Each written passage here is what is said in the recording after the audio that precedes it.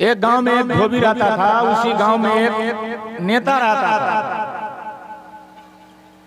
तो नेताजी को तो भाषण देने से फुर्सत नहीं, आज यहाँ मीटिंग तो कल वहाँ सेटिंग, मीटिंग और सेटिंग में वो लोग परेशान रहते हैं।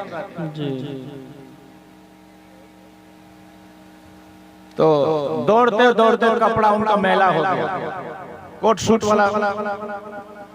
तो धोबी को बुला करके कहा, जाड़े का मौसम था भाई, तुम मेरा कपड़ा जल्दी से साफ करके कल आयरन करके इस्त्री करके प्रेस करके सुबह तक अगर मेरे घर पहुंचा दोगे तो लोग 10 रुपया देते हैं, हम 50 रुपया देते हैं, इसलिए कि कल हमारी बहुत बड़ी एक मीटिंग है कटिहार डिस्ट्रिक्ट।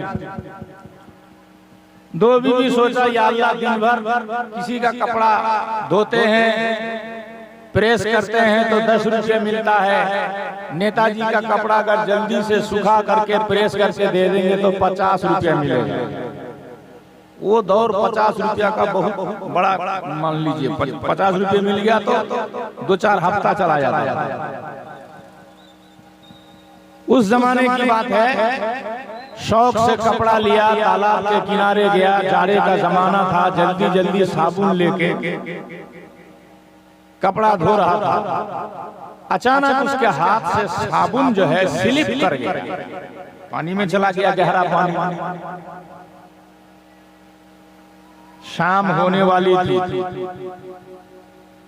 धोबी को फिक्र हुई कि अल्लाह, रात में कपड़ा को सुखाना भी है, सुबह तक प्रेस करके देना भी है, और कपड़ा धुलते धुलते मेरा साबुन चला गया गहरा पानी में, करूं तो क्या करूं। जल्दी से पानी में उतरा, गोता लगाया, कोशिश किया साबुन तलाश करने की, मगर साबुन नहीं मिला। साबुन के जैसे गोल सा एक कछुआ का बच्चा हाथ में रहा। तो जल्दीबाजी में सोचा कि यही साबुन है, अब उसी को लेकर रगड़ना शुरू किया। जैसे ही रगड़ा, कछुआ का बच्चा का पेट फट गया, जितना गोश्त और खून था सब कपड़े में लग गया, लथपथ हो गया, कपड़ा भी फट गया। जब कपड़ा फटा तब इसको होश हुआ, दिमाग चक्कर खाया, स्क्रू ढीला हो गया और सोचने लगा कि अल्लाह, 50 रुपये के चक्कर में हम जल्दीबाजी में कपड़ा धुल रहे थे, ये तो बड़ा आदमी नेताजी का कपड़ा ही फट गया और गंदा हो गया। 50 रुपया तो दूर की बात, अभी हमको पकड़ के इतना ठोकेंगे, इतना मारेंगे और कहेंगे कि तुम जा कपड़ा लाके दे। कहाँ से लाके दूंगा, गरीब आदमी। तो आदमी जब ज्यादा फिक्रमंद होता है तो उसके दिमाग का स्क्रू ढीला हो जाता है। उसका भी वही हो गया। धोबी बोलने लगा, धोए से बे धोए अच्छा, धोए से बे धोए अच्छा, धोए से बे धोए अच्छा, धोए से बे धोए अच्छा। क्या बोल रहा था, समझ रहे हैं ना? धोए से बे धोए अच्छा। कपड़ा लत्ता फेंक करके खाली हाथ घर लौट रहा था, तो उसकी अकेली एक बुढ़िया माँ थी घर पे। उसकी माँ ने देखा तो सोचा, या अल्लाह, मेरे बच्चे को क्या हो गया, शाम के टाइम तालाब में कपड़ा धोने गया, क्या हो गया इसको, कौन सी बीमारी पकड़ लिया, ये क्या बक बक कर रहा है, क्या बड़बड़ा रहा है, क्या बोल रहा है, तो समझ में बात नहीं आ रही है। माँ ने पूछा, बेटा क्या हुआ? तो धोबी वही बोल रहा था, धोए से बे धोए अच्छा, धोए से बे धोए अच्छा, धोए से बे धोए अच्छा। माँ को चक्कर आ गया, मेरा इकलौता बेटा क्या हो गया, अल्लाह, रात में मैं कहाँ जाऊं? कोई डॉक्टर नहीं, कोई हकीम नहीं, कोई नब्बाज नहीं, जाऊं तो जाऊं कहाँ? तलाशते तलाशते गांव के एक किनारे एक ऐसा डॉक्टर मिला जो पहली बार चेंबर में बैठा था और बड़का सा बोर्ड लगा दिया था कि यहाँ के हर बीमारी का इलाज होता है। जाकर के धोबी की माँ उससे मिली और सारा मुआजरा सुनाया। डॉक्टर अगर छोटा भी हो तो कभी कभी वो बड़े से बड़ा डॉक्टर का काम भी कर देता। अगर जो गांव का था, बीमारी पकड़ लिया कि रात ये कपड़ा धोने के लिए गया, वहीं पे कोई चक्कर हुआ इसको, जिसकी वजह से ये बड़बड़ा रहा है। अगर इसको नींद की गोली दे दी जाए या इंजेक्शन मार दिया जाए तो ये भूल जाएगा। वैसे ही किया उसने। धोबी की माँ ने कहा कि डॉक्टर आपका फीस कितना हुआ? तो बोला कि 100 रुपया। तो उस जमाने में 100 रुपया बहुत भारी। बोला एक इंजेक्शन का 100 रुपया? तो बोला कि हाँ,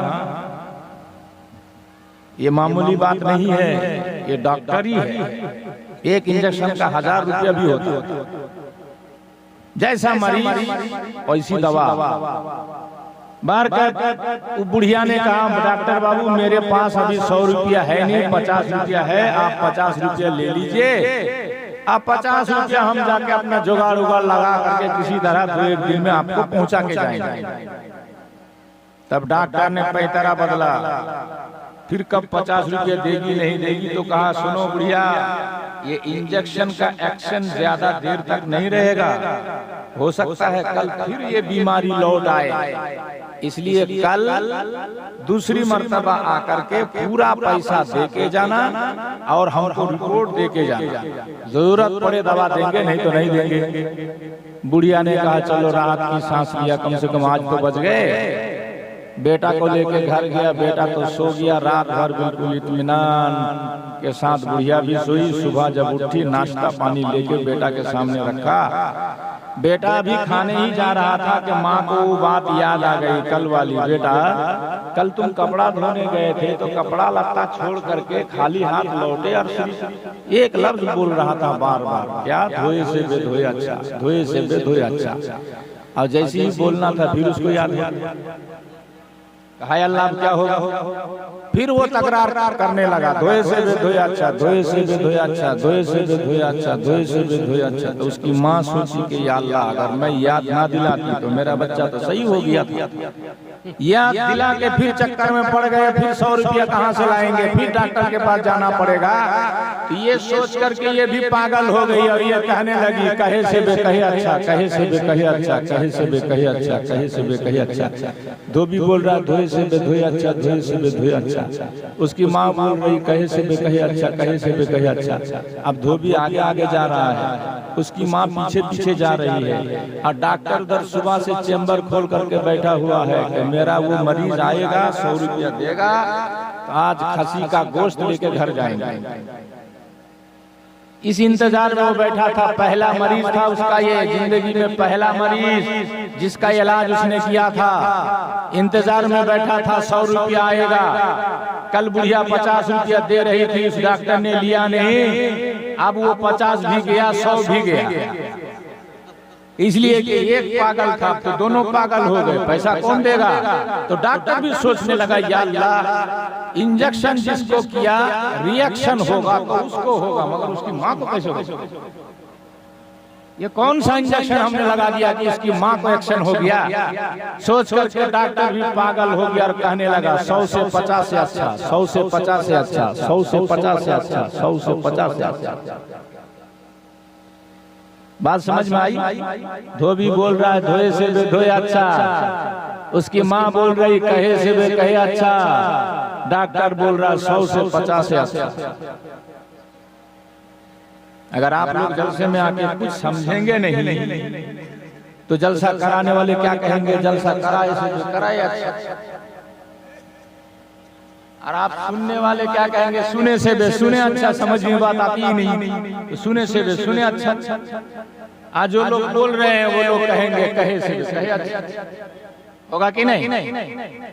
लिहाजा जो भी सुनिए बिल्कुल दिमाग को हाजिर रख के सुनने की कोशिश कीजिए तो उलमाए किराम से बहुत सारी बातें आपको मिल सकती है आपकी जिंदगी के लिए।